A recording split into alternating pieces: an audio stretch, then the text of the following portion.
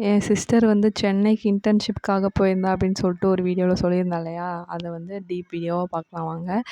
வந்து ஃபஸ்ட்டு ஒரு பிரேஸ்லெட் வாங்கிட்டு வந்தேன்டி அப்படின்னு சொல்லிட்டு என்கிட்ட சொன்னான். எங்கடின்னு அந்த பேக் ஃபுல்லாக தேடி பார்த்தேன். அப்போ அவளோட அந்த எ அவள் ஹாஸ்டல்ல தான் ஸ்டே பண்ணியிருந்தாளா, அதனால் அந்த திங்ஸ்குள்ளே வச்சுருந்தா.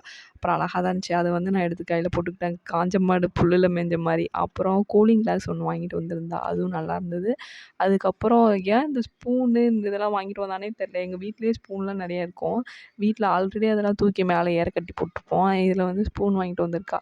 அப்புறம் அந்த ஸ்டாண்டோடையே வாங்கிட்டு வந்திருப்பா போல். அதுவும் நல்லா இருந்தது. அப்புறம் லெமன் ஸ்குவீசர் வாங்கிட்டு வந்திருந்தா. அதுவும் நல்லா இருந்துச்சு. அப்புறம் சோப்பு டப்பா வாங்கிட்டு வந்தேன். எங்கள் வீட்ல சோப்பு டப்பாவே இல்லாத மாரி அப்படியே சோப்பு டப்பா வாங்கிட்டு வந்திருந்தா. அதுவும் நல்லா தான் இருந்துச்சு.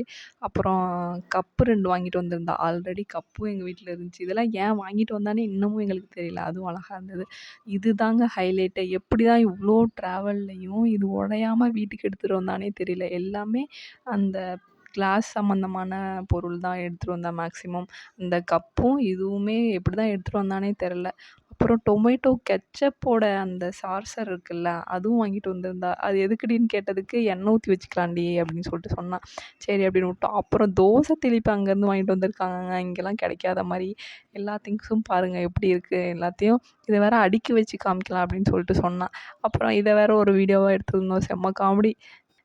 அந்த கப்பில் கூலிங் கிளாஸ் வேற மாட்டி விட்ருக்கா. அது பார்க்க ரொம்ப காமெடியா இருந்துச்சு. வீடியோ பிடிச்சிருந்தனா லைக் பண்ணுங்க.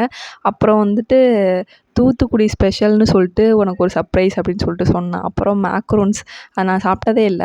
ஃபர்ஸ்ட் டைம் பார்த்தேன். நல்லா தான் இருந்துச்சு டேஸ்ட்டு. அத வந்து அன்பாக்ஸ் பண்ணுற வீடியோ நெக்ஸ்ட் வீடியோல